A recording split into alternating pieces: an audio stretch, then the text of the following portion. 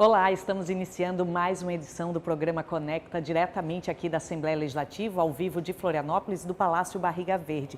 Eu sou Suelen Costa, jornalista da TV da Assembleia, e comigo está aqui o jornalista Marcelo Espinosa, da Agência L. Tudo bem, Marcelo? Oi, Suelen, tudo bem? Tudo bem com você que nos acompanha pela TV AL? Lembrando que você pode assistir ao nosso programa pelo sinal aberto da TV AL, que está disponível na Grande Florianópolis, em Blumenau, ou ainda a opção pelo canal do YouTube. Lembrando que esse programa também é transmitido pelas rádios UDESC de Florianópolis, Joinville e Lages. E a gente vai começar falando de uma audiência pública que foi muito movimentada na tarde de ontem, aconteceu aqui no Auditório Antonieta de Barros, em Florianópolis, e que o Marcelo acompanhou, né, Marcelo? Que tratou da questão da situação dos moradores de rua em Santa Catarina. A gente que está aqui em Florianópolis vivencia isso diariamente na capital e muitas autoridades e sociedade civil participaram deste evento aqui. Pois é, um evento que durou 3 horas. Foram 3 horas de manifestações sobre o assunto, mais de 3 horas, para falar a verdade. E o que ficou bem claro, mais uma vez, é a complexidade desse problema. As pessoas querem que haja uma solução para a quantidade de pessoas em situação de rua, porém não é uma solução simples, única. É algo que envolve inúmeros setores, principalmente porque as causas que levam as pessoas à rua são diversificadas. Tem desde casos de dependência química, em álcool ou em drogas ilícitas, passando também por problemas familiares, casos de violência doméstica, desemprego, que muitas vezes é esquecido, pessoas que perdem o emprego, não conseguem se reencontrar no mercado e vão para a rua morar, entre outros problemas. Se de um lado existe uma tentativa de endurecer essa questão do combate, principalmente a criminalidade que envolve moradores de rua, mediante abordagens intempestivas, mediante internação compulsória de dependentes químicos, as representações dos moradores de rua entendem que não deve ocorrer a criminalização dessa população, que a saída é a elaboração de políticas públicas efetivas e amplas, que não abordem apenas, por exemplo, a questão da dependência química, mas de você, por exemplo, permitir que depois que a pessoa sofra o tratamento da dependência química, ela tenha um destino adequado. Porque isso foi algo que foi tratado ali na audiência, né, por parte das representações dos moradores de rua. Às vezes a pessoa vai até para uma comunidade terapêutica, se recupera, mas depois não tem para onde voltar. Acaba voltando para a rua. E volta para a rua. Marcelo, a gente tem uma sonora, uma entrevista do deputado Matheus Cadorim, do Novo. Vamos ver o que ele falou sobre o assunto? Nós temos desde as questões de tratamento involuntário, né, que é hoje um problema sério. As pessoas em situação de rua, em sua grande maioria, têm problemas ou com drogas ou psiquiátricos, elas precisam ser ajudadas, elas não estão em sua faculdade mental plena para saber que precisam dessa ajuda, então muitos desses pontos foram levantados aqui. Também a questão de segurança, onde é necessário que a gente tenha uma previsão de prisão preventiva para casos recorrentes de furtos, presos em flagrante, né, para que a gente possa coibir esse tipo de ação ilegal. Foi falado também na questão de repasse de recursos e readequação de investimentos em comunidades terapêuticas. Falamos também de investimentos nos instrumentos públicos, como os RAPs, por exemplo. Falamos também da questão do transporte de moradores de rua, que muitas vezes cidades pegam esses moradores em sua cidade e despejam em outras cidades, né? Foi colocado aqui como um processo similar ao tráfico humano, e a gente precisa começar a penalizar de forma mais rigorosa quem faz esse tipo de coisa. Marcelo, importante salientar o quanto que envolve setores diferentes, como tu iniciou a tua fala falando diversificado. Tem a questão da segurança pública, tem a questão dos CAPs, assistência social diretamente, né? Saúde pública, tem essa questão municipal, né? Olha como ele falou, né? Questão de tráfico, de vir de outra cidade, de outro estado e até de outro país. Então, assim, é um problema realmente complexo e difícil de se buscar, não existe, né, uma única solução. Além do que eu já havia falado, o deputado Matheus Cadorim demonstrou aí na entrevista dele também outras informações a respeito do caso. Tanto que nós tivemos a presença de secretários de Estado da Saúde, Segurança Pública, também tivemos a presença da parte da assistência social, que deixou bem claro uma coisa: não é só a assistência social também que vai resolver essa questão. A assistência social, ela tem uma função de proteção social, ou seja, de prevenção, principalmente, de evitar que essas pessoas cheguem a essa condição de rua. Mas para isso é necessário investimento, como você disse, em equipamentos como os CAPs, que têm um papel importante e não dão conta da demanda hoje existente. E a gente precisa reconhecer uma situação que foi inclusive explicitada pelo Procurador de Justiça Daniel Paladino, que é o quanto a questão da dependência química está agravando essa situação.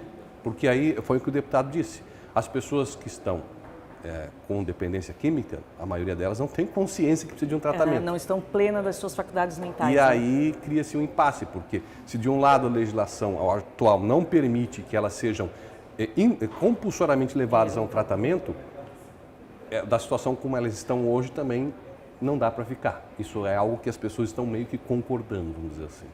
Bem, mudando um pouquinho de assunto, ontem aqui na Assembleia Legislativa foi lançada a frente instalada, e lançada a frente parlamentar para o fortalecimento da COP30. A COP30 este ano acontece em Belém do Pará, no mês de novembro, e o novo coordenador é o deputado estadual Mauro de Nadal e o vice-coordenador é o deputado Marquito, que é presidente da Comissão de Meio Ambiente aqui da Assembleia Legislativa. Vamos ouvi-los para falar um pouquinho sobre esse assunto. A gente precisa ter um plano estratégico de mudança de uso de matriz energética na frota catarinense, a gente precisa estabelecer critérios e metas de restauração de ecossistemas, porque tudo isso vai trazer muito mais produtividade, muito mais equilíbrio para a produção catarinense. Se a gente não avança nisso, os eventos climáticos extremos oriundos da não realização de acordos, eles vão trazer consequências trágicas e principalmente prejuízos para o setor. Nós somos os precursores em termos de uma lei ambiental. Santa Catarina saiu na frente nesse processo, já fez o processo revisório já por 2 oportunidades desta lei ambiental. E o nosso agricultor, quando se fala em meio ambiente, nós estamos falando diretamente com o nosso agricultor. Ele já faz o seu tema de casa também, preservando o meio ambiente, mantendo as suas reservas legais dentro daquilo que determina a legislação. Então, o que é que a gente pretende fazer na COP30? É envolver toda a cadeia produtiva de Santa Catarina nesse processo de discussão e mostrarmos ao mundo de que Santa Catarina, embora um estado pequeno, preserva o meio ambiente e ao mesmo tempo em que produz alimentos para o mundo. O deputado estadual Mauro de Nadal, que é o coordenador da frente, já vem acompanhando esse tema desde o mês de janeiro. Inclusive, ontem ele salientou essa questão de que o agronegócio, a produção catarinense, representa 30% do produto interno bruto do nosso PIB. E mesmo assim, Santa Catarina também consegue proteger cerca de 38% a 40% das suas florestas. É um evento mundial, Não tem como se falar da COP30 e não pensar em outras situações que foram estabelecidas na França, por exemplo, em reuniões como essa, em encontros como esse das Nações Unidas. Santa Catarina tem essa questão do Código Ambiental, que foi inédito no país, Foi toda a elaboração, depois foi revisado. Mas mesmo assim, como também disse o deputado Mauro de Nadal e o deputado Marquito, os coordenadores da frente, ainda existe bastante a se avançar, Marcelo? Com certeza. Existe um temor que essa COP30 não tenha o efeito desejado, Porque em função das mudanças de rumo do governo Donald Trump nos Estados Unidos, a pauta ambiental perdeu o apoio dos Estados Unidos. Mas, de qualquer forma, o evento está marcado em novembro e a Assembleia Legislativa fará a sua parte por meio dessa frente parlamentar, que já iniciou as discussões e vai mantê-las até a realização do evento. Justamente no sentido tanto que o deputado trouxe, como que a Suelen apresentou, de mostrar que é possível você compatibilizar o desenvolvimento econômico com a preservação ambiental. De fato, aqui em Santa Catarina, a gente tem uma complexidade muito grande em função do relevo do estado, das condições geográficas que fazem com que a questão da proteção ambiental seja mais complexa. Mais complexas. O deputado Marquito falou, por exemplo, a gente sempre pensa na questão ambiental do agronegócio, mas o setor pesqueiro é envolvido, setor de transportes, uma frota com combustível renovável mudaria todo um cenário, questão de energias renováveis, Marcelo? É muito amplo, vai além do agronegócio também. E a gente não pode esquecer de um ponto que incomoda o Estado, que é a questão do saneamento básico, em especial tratamento de esgoto. O Estado ainda está muito a desejar nessa questão. E o tratamento de esgoto não é só uma questão de preservação do meio ambiente, também tem uma questão de saúde. Eles vão continuar se reunindo, nas próximas reuniões, conforme o coordenador, deputado estadual Mauro de Nadal, sociedade civil, o pessoal do cooperativismo, os empresários irão participar das reuniões. E mudando de assunto, agora a gente vai falar sobre a questão do tratamento da internação de dependentes químicos, que foi debatida na Comissão de Saúde da Assembleia Legislativa, diante de um projeto que foi apresentado e foi modificado. foi modificado com emenda do deputado estadual Vicente Caro Preso. Vamos ouvi-lo.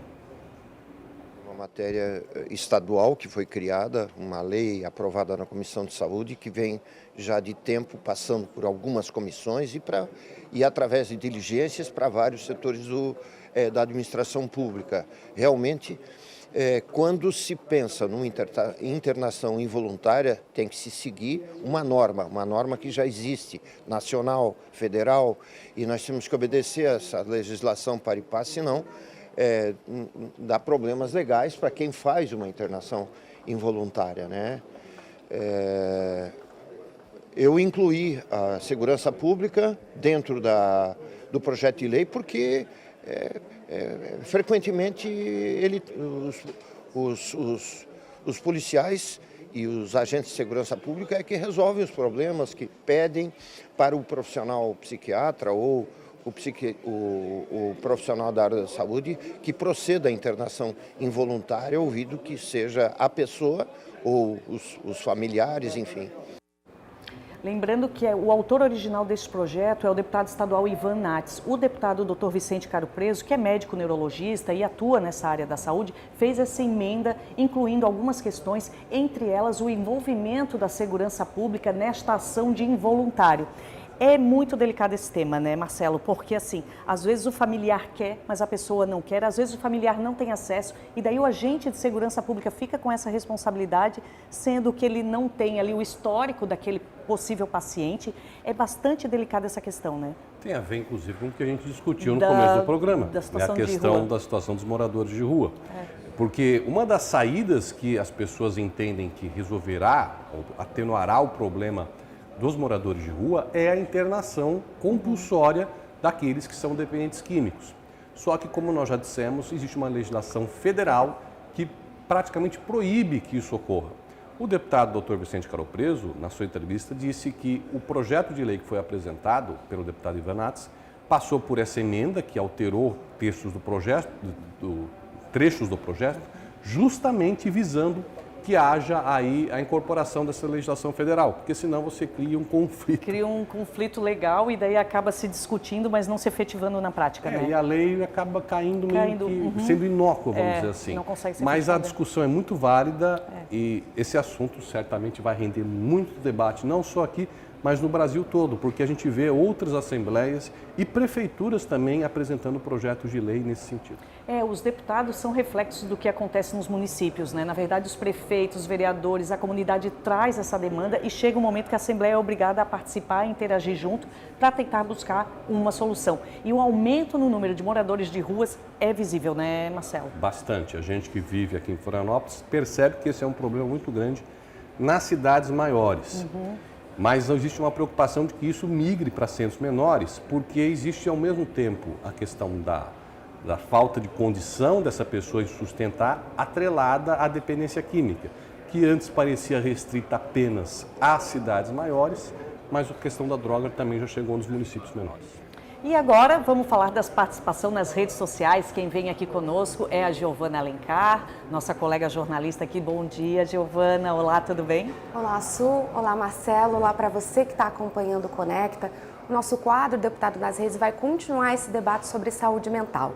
O deputado Dr. Vicente Caro Preso, do PSDB, alertou em um post no Instagram para a falta de leitos de internação psiquiátricos aqui em Santa Catarina.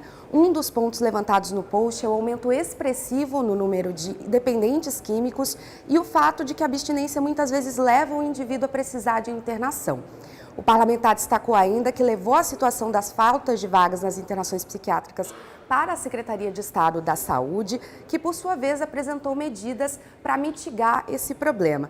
Vale lembrar que a questão da saúde mental é uma das pautas defendidas pelo deputado Dr. Vicente Caro Preso aqui na Assembleia Legislativa. Se você quiser acompanhar o que o deputado está debatendo lá nas redes sociais, é só segui-lo no Instagram, no @Dr. Vicente Caro Preso. Já o destaque das redes sociais vai para um vídeo que nós produzimos lá no nosso Instagram, comemorando os 93 anos da conquista do voto feminino no Brasil. Esse direito que só foi garantido para nós mulheres em 1932 pelo então presidente Getúlio Vargas. Por essa razão, a data foi instituída como lei federal, a lei que institui o Dia da Conquista do Voto Feminino no Brasil e que é comemorada no dia 24 de fevereiro.